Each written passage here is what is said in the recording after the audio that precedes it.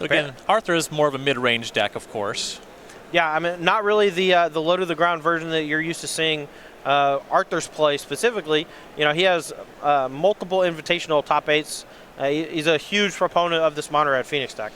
Playing against invitational champion Aaron Barich, you see an inspiring vantage and a goblin guide revealed a desperate ritual for Arthur's. He'll fall to 18, just a mountain for his first turn, perhaps representing a lightning bolt. Now, the invitational that Barich won last year, I'm pretty sure Arthur's top 8'd that event, and Barich was playing Infect and Arthur's was playing Mono Red Phoenix. I do not recall specifically if they were paired against each other in that top 8, but I remember thinking that as long as Barich dodged Arthur's, she was going to win the whole thing. I believe Arthur has ran into some Ironworks combo in that top 8. That's it. In fact, notoriously good at disassembling these kind of non-interactive combo decks as long as they don't win on turn 3 or 4 very often. Land number 2 for Barich is Sunbaked Canyon. We see Goblin Guide attack again. Faithless Looting revealed for Arthur's. Didn't see a lightning bolt. Arthur's to 16. Now some post-combat action. Suspend 2 Rift Bolts. Yeah, this is representing a ton of damage. Arthur's needs a very good turn here. And this is interesting. You see at the end step, Arthur's now uses Lightning Bolt on the Goblin Guide, really respecting a potential Eidolon of the Great Revel. Yeah, Arthur's understands that Eidolon would have dealt him upwards of 6 damage on his next turn. Really needed to make sure that he had that checked. He did take an extra 2 damage from the Goblin Guide, so that might end up being a pretty big deal here. And on his second turn, we see Poetic Ritual up to 3 mana. Now, if all he does is play Seasoned Pyromancer here and make a couple of 1/1s, that's not a bad turn 2, but it looks like he's going full-blown here. 3 rituals. You're seeing why he had to respect an Eidolon here. Absolutely. He's cast 4 spells, 3 rituals, and a looting here. 1 card left over after the resolution. You see another Faithless Looting discarded. And here's Seasoned Pyromancer, because he's empty-handed, gets to draw up 2 cards and still has 1 red mana floating. No use for it, though, as we see Barich is going to take those Rift Bolts off Suspend. Both going upstairs. Arthur's to 10. Unfortunate for Arthur's there. Didn't have a Phoenix to really capitalize on the Faithless Looting and Seasoned Pyromancer. Did get a fresh 2 cards, but was only able to generate a 2/2 body as pressure because of that caveat on Seasoned Pyromancer to needing to discard spells in order to make the 1/1s. Here's a Swift Spear for Barich. She'll have to use Sunbaked Canyon again to go to 18, but because of those Rift Bolts, this Skewer the Critics was just on. Yeah, it just became a sorcery or a Chain Lightning at that point, basically. So Arthur's to 7, and then you saw a block with the Seasoned Pyromancer. Oof. He's going to flashback Faithless Looting on his turn. Yeah, not the best turn 3 in the whole world. Going to be pitching that Surgical Extraction probably, but there's a chance he keeps it to just get more information to see the actual configuration of Barich's deck. You know, the odds of him winning this game are very small. Here he's going down to 1, I believe. He discarded Surgical Lava Dart. Now you see Boros Charm for Barich. That's a hit for 6. Arthur's to 1. Picks him up. Yeah, players are going to game number 2. Pretty quick win for Barich, and you saw 3 rituals there for Arthur's. Sometimes it's really good to draw the first ritual, even the second one, but this deck can get flooded on that kind of effect. Yeah, what Arthur's could have done there is on turn 2 just go cast 1 ritual, discard, say, Faithless Looting and 1 other of the rituals maybe or something else, draw 2 cards and make 2 1/1s to be able to play some defense or put up pressure against the burn deck. Instead, he went basically full on out, cast all the rituals possible, cast a Faithless Looting, whiffed on finding an Arclight Phoenix or a Bedlam Reveler, and ultimately had to settle for just a 2/2 for the turn that refueled his hand by 2 cards, but really just expended a ton of resources there for not a whole lot of gain. Players going to sideboards here for Martial Arthur's. The options are 3 Saheeli Sublime Artificer, 3 Ravenous Trap, 2 Flame Slash, the all-important double Dragon's Claw, 2 Blood Moons, 2 Abrades, and an Anger of the Gods. Now what's really interesting is the Dragon's Claw plays double duty actually in this matchup. Not only does it gain life whenever Barich casts a burn spell or a red creature, but it also gains life whenever Martial casts a red spell. So oftentimes you'll see cards like Dragon Claw come in just to kind of mitigate some of the damage that the opponent's going to do, but in this particular instance, that Dragon's Claw is going to be gaining basically double the amount of life because of all the red spells that Arthur's plays himself. Aside from the Dragon's Claws coming in, which is a sure thing, I think you could probably bring in a couple copies of Flame Slash to give you more answers to things like Eidolon the Great Revel and Goblin Guide, and maybe even a Braid as well if you just want to do that whole thing. And then, of course, we talked about how Blood Moon kind of shuts off those white cards, including Path to Exile from Barich's side. I don't think that Arthur is going to bring them in, but if we saw one, I would not be too surprised. Pretty streamlined sideboard for Barich. We see a Grim Lavamancer, 3 Path to Exile, 3 Smash to Smithereens, 4 Rest in Peace, and 4 Skullcrack. Yeah, I think Barich realizes there's a lot of graveyard stuff going on the other side. Definitely going to be bringing in some number of Rest in Peace, maybe not the full 4. Probably going to be bringing in some number of Path to Exile to take care of the Phoenixes permanently, but also to have a few answers to some of those other creatures like Bedlam Reveler and such. I don't really like Skullcrack. It doesn't really do a whole lot against Dragon's Claw because it's that incremental 1 life per spell type deal. And there's not enough artifacts to justify Smash to Smithereens. Now that Barich did see Seasoned Pyromancer, there's a chance that they bring in Grim Lavamancer, though, to check those kind of go wide type spells. Game 1 took all of 3 minutes there. Players not taking advantage of their time in those Carnox chairs. New sponsor of the tour, and if you're interested in picking up one of these game chairs, which I assure you dramatically improved my experience in the booth. Oh yeah. Very big fan of these chairs. You can get 10% off at checkout when you visit carnox.com/SCG. Now, that discount will be automatically applied when you're checking out, but if you go to just carnox.com, you're not going to see that 10% in your cart when you check out. So make sure to do the /SCG. It's kind of like our affiliate link. Tell them who sent you. Yeah. You know, if we sell enough of these chairs, I might get old Papa Pete. Maybe he'll ship one my way. And I'll be living in comfort. Players taking a mulligan here. Aaron Barich on the right there, up a game. Recent invitational champion. Last year played 14 opens, only 1 top 8, though 8 top 8s lifetime with 2 wins, as well as that invitational top 8, which she did convert.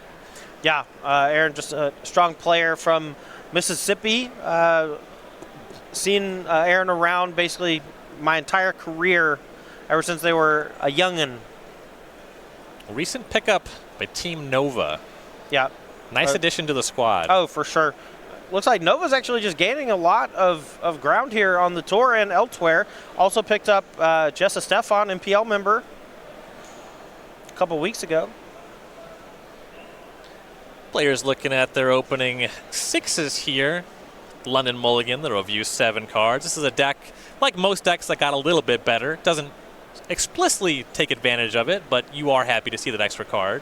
Oh, for sure. Burn's one of those decks that just needs a massive amount of raw resources to close the games out. So the Mulligan doesn't really help the Burn players all that much, but I think it just makes games go a little more smoothly. So far, just land drops, Mountain and Sunbaked Canyon for Arthur's. You saw a tap Sacred Foundry into Mountain for Barich, a snow-covered mountain. And Arthur's actually going to sacrifice the Canyon at the end of Barich's turn. Yeah, I think that's going to be a fairly common play out of this Mono Red Phoenix deck, just because they have so many ritual effects. You're going to need a raw amount of red spells in general. And this is scary. Here is that Dragon's Claw for Arthur's. Yeah, not only is there a Dragon's Claw from Arthur's, but Barich was unable to deploy a creature on the first 2 turns, which means that the Dragon's Claw is going to effectively cut all those 3 damage burn spells into thirds.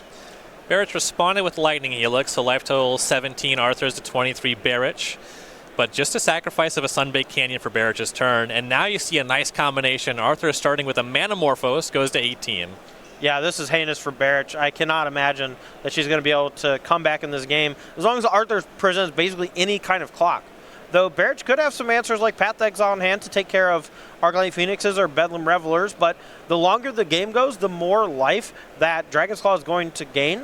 And if Barich doesn't actually cast any creatures, then the damage is just going to be cut down too much.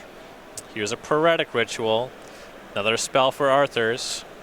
And you do see Path to Exile hanging out in Barich's hand, but like you said, the longer the game goes, the more work that Dragon's Claw is going to do.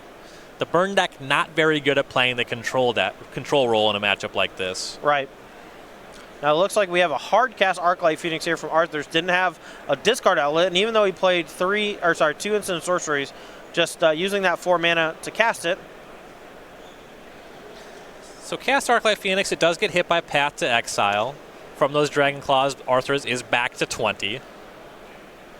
Yeah, but Barich here still just has a handful of burn spells, and they're all doing basically shock duty instead of lava spike duty. Arthur's here still at a healthy 20. And this build of Mono Red Phoenix, it can take advantage of those extra lands. Oh, no! This is a heads-up sideboard action here by Barich. Joe. Smash to Smithereens takes out that Dragon's Claw. So Arthur's gains a life, but then takes 3, ends up at 18.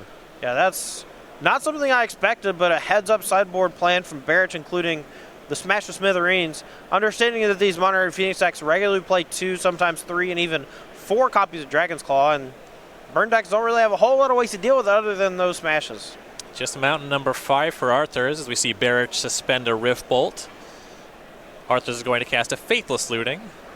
Yeah, even though it's effectively card disadvantage in this deck unless you're discarding specifically Arclight Phoenix, it does help fill the graveyard for things like Bedlam Reveler, as well as mitigate Flood by helping you discard some extra lands. Here's another Arclight Phoenix going to the graveyard. The first one was exiled, but pretty liar to bring this one back. Lava Dart was another discard. Poetic Ritual is cast. Now he'll flash back the Faithless Looting. That is spell number 3. Yeah, still has 2 mana up.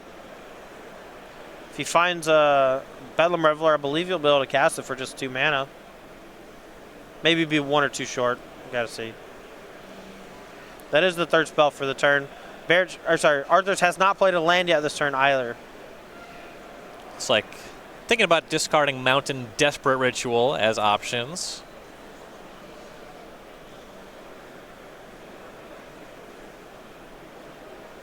Yeah, that is what he lands on. Arclight Phoenix comes back. It's going to attack Barich down to 20. And there's Mountain Seasoned Pyromancer once again casting that empty. Yeah, empty-handed Seasoned Pyromancer is quite strong. Lets you refuel. Here, Arthur's has deployed effectively 5 power worth of threats. Barich here is going to have to start throwing burn spells at the creatures, more than likely. I do like how Seasoned Pyromancer kind of plays a mini Bedlam Reveler role as the games go along. If you're empty-handed, just being able to draw 2 cards with it just seems pretty nice. But the added rituals from Desperate and Pyretic allow you to just sometimes go turn 2 Seasoned Pyromancer, make a couple 1/1s, and that's also a really strong start here. Yeah, this Mono Red Phoenix build from Arthur's is very reminiscent of Mardu Pyromancer, a deck that he did win an open with. Right. See, end step, Barich sacrificed a fetch land. We're seeing a Searing Blaze. That's going to go for the Pyromancer. Arthur's to 15. Now, one of the abilities on Seasoned Pyromancer that a lot of people, including myself, forget is for 5 mana, you can exile from your graveyard to make 2 more elemental tokens. Kind of acts like a Lingering Souls in that way, where it's good on the front half and the backside in the graveyard. Rift Bolt goes upstairs. Arthur's to 12, and I believe Barich hanging out with 10 points of burn in hand. Yeah, it's a lot of damage about to come Arthur's way. Things kind of turned around in a hurry after that Smash to Smithereens hit the Dragon's Claw. Let's see if he can close out this game in the next few turns. Otherwise, Barich's probably just going to peel a burn spell and kill him next turn. Actually, it was 9. There was a Lightning Helix I thought was a Boros Charm, but it is 3 3-point spells. Yeah, and that's going to leave Arthur sitting at 3 life here pretty soon unless he can find another Dragon's Claw or some way to start applying a bit more pressure. Manamorphose is where he will start his turn. Barich at a very healthy 19. One Arclight Phoenix is not going to be fast enough, most likely. No, he's going to need a second one here or something like Bedlam Reveler and a big swing on the following turn. Well, his hand's actually not looking too bad here. He's got 1 mana floating. He's resolving this Faithless Looting, but I believe he has at least 1 Seasoned Pyromancer in hand and a Lightning Bolt, so he might be able to just go empty here. Bolt Seasoned Pyromancer, draw 2 more cards, keep looking for action. So he discarded 1 Seasoned Pyromancer and a land. Here's Lightning Bolt, Barich to 16. Phoenix will knock Barich to 13. Arthur's left over with 1 card in hand. It's Seasoned Pyromancer, so he'll draw back up to 2. And pass his turn. We see end step Lightning Helix. Arthur's to 9, Barich to 16. Lightning Helix is giving Barich a bit of a life total buffer here. That is a fancy lightning bolt. The GP promo that goes upstairs. Now we see Skewer the Critics. Skewer the Critics, Aaron Barich. Pretty quick 2-0 over Marshall Arthurs. And this looked like to be the exact matchup Arthurs does not want to pull with this configuration. Right.